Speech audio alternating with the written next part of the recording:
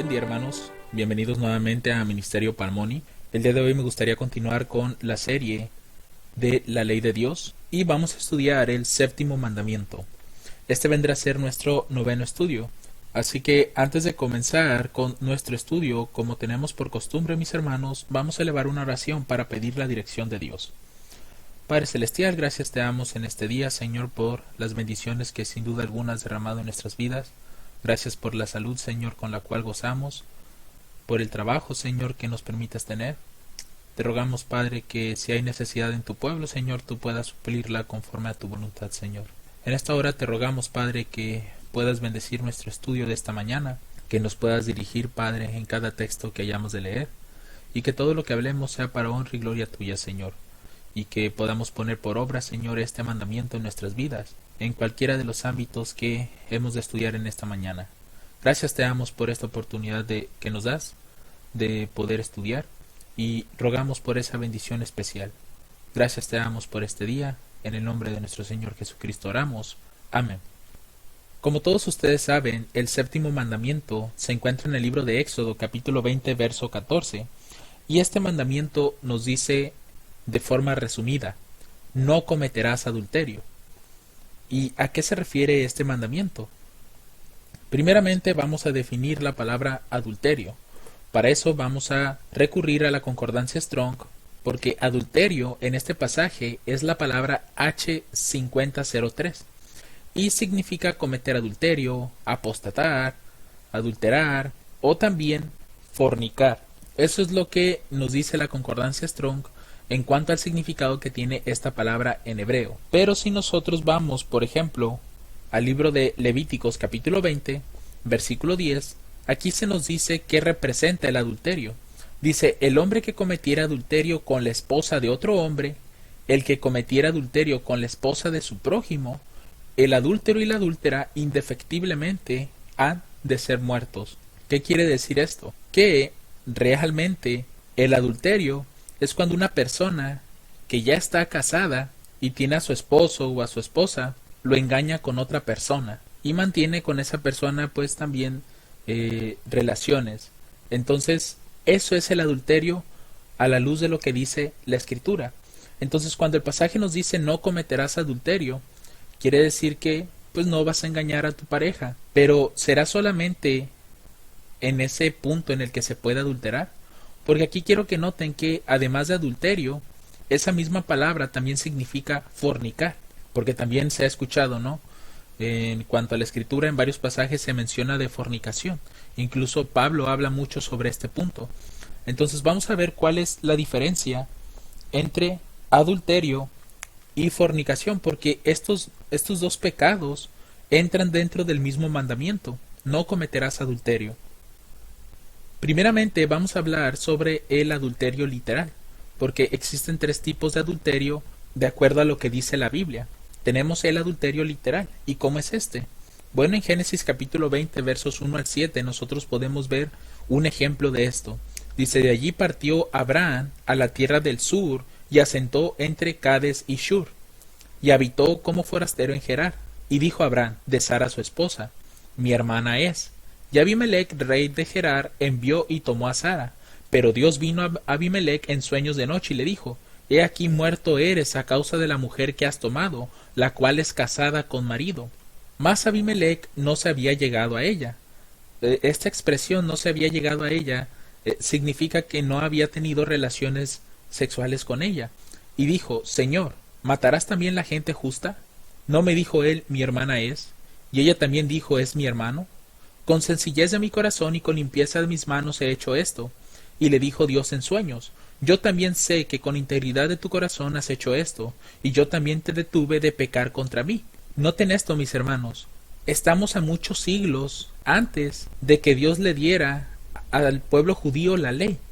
Eso quiere decir que desde mucho antes los 10 mandamientos ya existían. Por eso es que aquí Dios detiene a este hombre, Abimelech, porque en sí él no va a matar a Abraham, sino que había tomado la esposa de Abraham. Entonces, ¿cuál es el pecado que iba a cometer aquí Abimelech? Iba a cometer adulterio. Entonces Dios intervino para que esto no sucediera.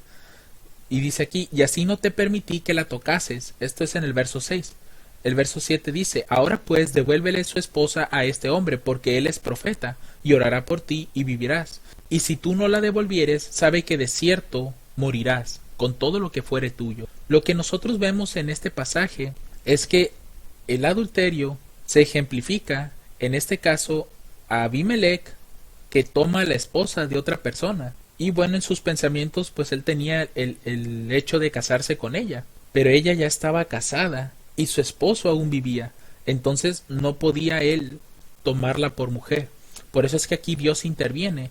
Entonces aquí lo que vemos es que el adulterio está basado en que una persona que ya esté casada mantenga relaciones con otra persona, independientemente si ésta está casada o no está casada, sigue siendo adulterio. ¿Y qué es la fornicación entonces? Si nosotros vemos Génesis capítulo 38, versos 24 al 26, nosotros podemos ver aquí un pequeño ejemplo de esto. Dice, y aconteció que al cabo de unos 3 meses fue dado aviso a Judá, diciendo, Tamar tu nuera ha fornicado. Noten, esa palabra fornicar no es la misma que aparece aquí en Éxodo 20:14, es otra palabra diferente. Dice, y aquí que está encinta de las fornicaciones, y Judá dijo, sacadla y sea quemada. Y cuando la sacaban, ella envió a decir a su suegro, del varón cuyas son estas cosas estoy encinta. También dijo, mira ahora de quién son estas cosas, el anillo, el cordón y el bordón. Entonces Judá los reconoció y dijo, más justa es que yo por cuanto no le he dado a Sela mi hijo, y nunca más la conoció. Si ustedes leen el contexto de esta historia en el capítulo 38, tanto Tamar como Judá estaban viudos, no estaban casados, ya sus respectivas parejas habían muerto. Y Judá tomó a su nuera en este caso y pues tuvo relaciones con ella, y de ahí ella quedó embarazada. Entonces, noten que los hombres identifican esto como una fornicación, es decir, cuando las personas no están casadas y aún así mantienen relaciones sexuales. Entonces, esta es la diferencia entre un adulterio y una fornicación, y ambas entran dentro de este mandamiento. Es el acto literal de una persona que está casada y engaña a su pareja. Ese es el adulterio. Pero solamente estará reducido a esto. Como bien les dije hace un momento, el adulterio abarca 3 puntos diferentes. La segunda es el adulterio mental. Es decir, no es necesario que uno tenga relaciones con otra persona. Es decir, no es necesario el contacto físico. El simple hecho de pensarlo ya sea pecado en este mandamiento. Noten lo que dice Mateo capítulo 5 versos 27 al 30. Dice, oísteis que fue dicho por los antiguos, no cometerás adulterio. Noten, es el acto físico. Pero yo os digo que cualquiera que mira a una mujer para codiciarla, ya adulteró con ella en su corazón. Por tanto, si tu ojo derecho te es ocasión de caer, sácalo y échalo de ti, pues mejor te es que se pierda uno de tus miembros, y no que todo tu cuerpo sea lanzado al infierno. Y si tu mano derecha te es ocasión de caer, córtala y échala de ti, pues mejor te es que uno de tus miembros se pierda, y no que todo tu cuerpo sea lanzado al infierno. ¿Qué quiere decir con esto? Que no solamente el adulterio está limitado al contacto físico, sino también en los pensamientos. Si yo en mi mente vi una mujer y comencé a tener pensamientos impuros dentro de mi mente con ella, en ese momento yo ya estoy cometiendo adulterio, independientemente si esta persona está casada o no lo está. Estoy adulterando en mi mente. ¿Por qué? Porque recuerden que el adulterio no solamente se basa en que las personas estén casadas, porque también dentro de esa palabra adulterio se encuentra la fornicación. Entonces son ambos pecados los que se cometen. Se están violando este 7º mandamiento. ¿Y por qué razón Dios prohíbe este tipo de cosas? Hay un ejemplo claro en la Biblia donde podemos ver que el hecho de que nosotros contemplemos y comencemos a producir pensamientos incorrectos en nuestra mente, podemos llegar, en algún momento, podemos llevarlos a cabo. Lo único que nos impide en ocasiones de pecar es el hecho de que alguien nos está viendo. Pero si las circunstancias se pusieran de forma, ciertamente uno caería en esos pecados que formuló en su mente. Vamos a ver un ejemplo de esto con el rey David. En 2 de Samuel capítulo 11 versos del 1 al 5 se nos relata lo siguiente.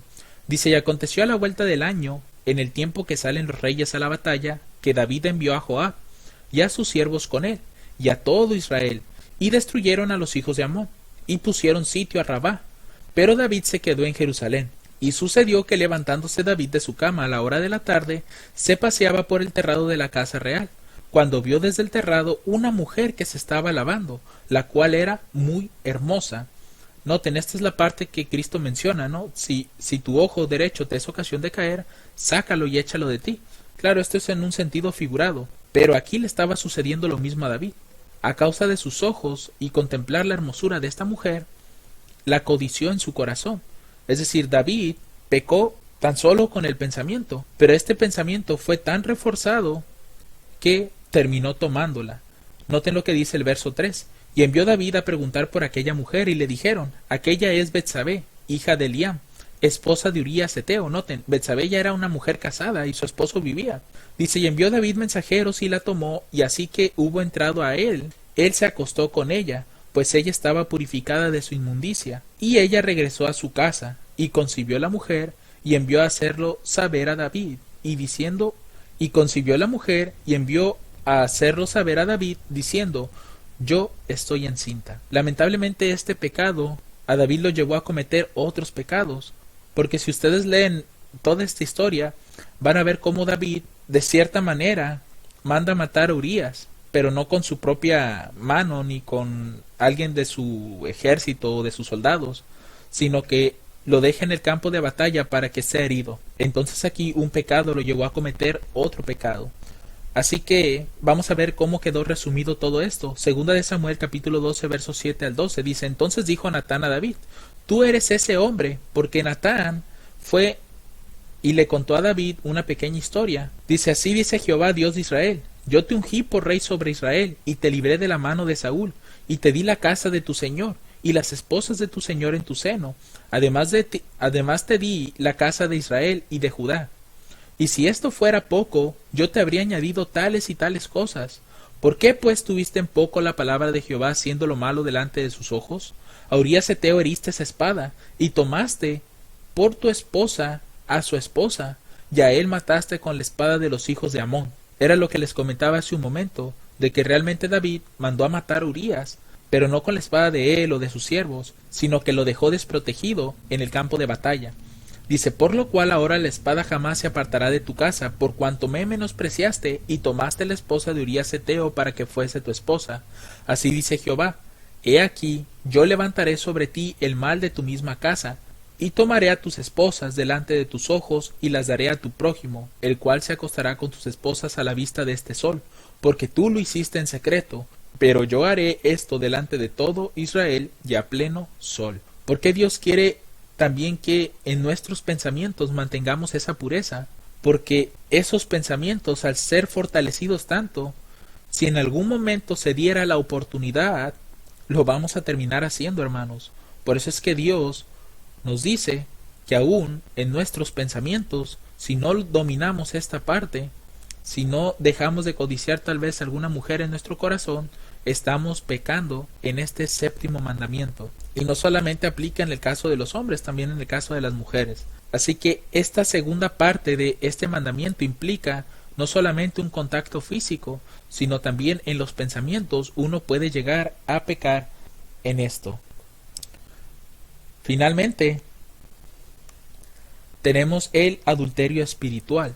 Esto pues realmente no tiene nada que ver con lo que vemos aquí como un adulterio, es decir, que una persona casada y otra mantengan relaciones sexuales, sino que esto tiene que ver con algo ya espiritual, con nuestra relación hacia Dios.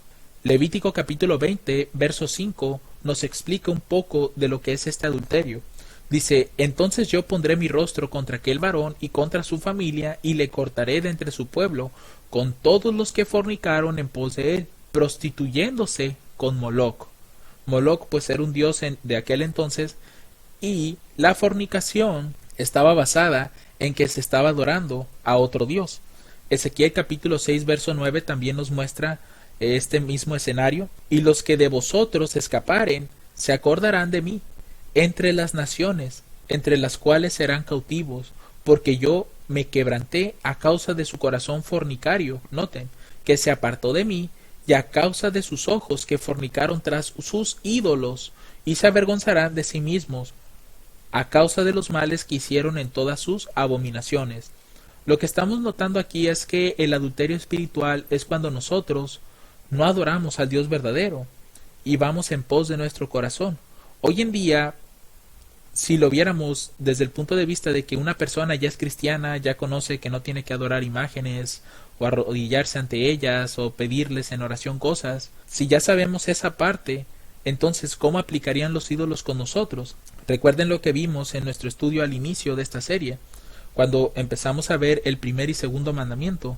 Los ídolos como tal, hoy en día, más si ya eres cristiano, pues uno ya entiende que no tiene que adorar cosas, no imágenes o cosas así. Pero ¿cómo se aplica esto entonces? El hecho de que nosotros le dediquemos más tiempo a algo implica que ese algo es nuestro ídolo. Por ejemplo, si la persona le dedica poco tiempo a Dios y más tiempo al trabajo para conseguir dinero, en sí su ídolo es el dinero. Y de la misma forma, si las personas le dedican más tiempo, por ejemplo, a ver la televisión, a jugar, entre otras cosas, si eso es a lo que le dedican más tiempo de su vida o de su día, ese es su ídolo. Así es como se aplica esto ya en nuestros días. Entonces, realmente Dios demanda de nosotros que le seamos fieles, y también cuando nosotros pecamos, de esa manera lo estamos engañando. Otro pasaje también del libro de Ezequiel, capítulo 23, verso 36 al 39, aquí se nos explica una parábola que Dios está haciendo de su pueblo. Dice: y me dijo Jehová, hijo de hombre, ¿no juzgarás tú a Ahola y a Aholiba, y les denunciarás sus abominaciones? Porque han adulterado, y hay sangre en sus manos. Noten, estas mujeres han adulterado, pero en sí representan a Israel y a Judá. Dice: y han cometido adulterio con sus ídolos, y aun sus hijos que habían dado a luz para mí, hicieron pasar por el fuego quemándolos, porque en aquel entonces habían unos dioses que pedían en sacrificio a los niños, y eran sacrificados los niños, y aún había personas que eran sacrificadas. Por eso es que Dios prohíbe tanto la idolatría, el que tengas dioses falsos. ¿Por qué? Porque tarde o temprano estos te llevan a hacer sacrificios humanos, cosas que Dios no ha pedido. Dice: además me hicieron esto, contaminaron mi santuario en aquel día y profanaron mis sábados, pues habiendo sacrificado sus hijos a sus ídolos, entraban en mi santuario el mismo día para contaminarlo, y he aquí así hicieron en medio de mi casa. Entonces lo que nosotros podemos concluir con este tema es que el séptimo mandamiento no está limitado al contacto físico, y no solamente implica solo ese detalle, sino que también implica en los pensamientos y también en lo espiritual. Por eso yo les comentaba también en los temas anteriores, el hecho de que los últimos 6 mandamientos sea una relación con nuestro prójimo no implica que no tengan una relación a lo espiritual. Ya estamos viendo que cada uno de estos mandamientos tiene una implicación espiritual también, algo que tiene que ver con nuestra relación hacia Dios. Porque el quinto mandamiento habíamos visto que dice: honra a tu padre y a tu madre, ¿cierto? Pero sabemos que tenemos un Padre celestial, entonces a Él también debemos de honrarlo. Y el siguiente mandamiento, el de no matarás, aplicaría exactamente igual. Y en este caso, el séptimo mandamiento, estamos observando que no solamente hay una implicación hacia nuestro prójimo, sino también hay una implicación hacia nuestro Dios. Por eso es que es importante que conozcamos cuán profundos son estos mandamientos para que los podamos poner por obra. Porque ciertamente puede ser que estemos cometiendo uno de estos pecados sin darnos cuenta. Entonces, en conclusión, mis hermanos, dentro de este séptimo mandamiento existe un adulterio que es físico, un adulterio que es mental y un adulterio espiritual. El físico es cuando dos personas mantienen relaciones sexuales cuando ya están casadas. El adulterio mental es lo mismo, solo que sin el contacto físico. Es decir, solamente lo estás pensando, y por eso vimos el ejemplo de David, que él, al observar a esta mujer, lo hermosa que estaba, pues deseó tanto tenerla, que fue por ella, y no le importó quitársela al esposo de ella, y después matarlo. Todo eso implica, hermanos, el violar los mandamientos. Si tú violas un mandamiento, como dice Santiago, te haces culpable de todos, porque poco a poco empiezas a quebrantar uno y otro mandamiento. sobre todo en el séptimo, que ahí está implicado a veces la mentira, el asesinato, entre otras cosas. Así que el tercer punto que vimos fue el adulterio espiritual, y este tiene que ver con nuestra relación hacia Dios, el que le seamos fieles a Él, no solamente en el caso de los ídolos, sino también en todos sus mandamientos. Y con esto, mis hermanos, terminamos nuestro estudio. Si alguien tiene alguna pregunta sobre esto, puede dejarla en los comentarios del video o puede mandarnos fácilmente un mensaje a nuestro correo. Que el Señor les bendiga abundantemente. Amén.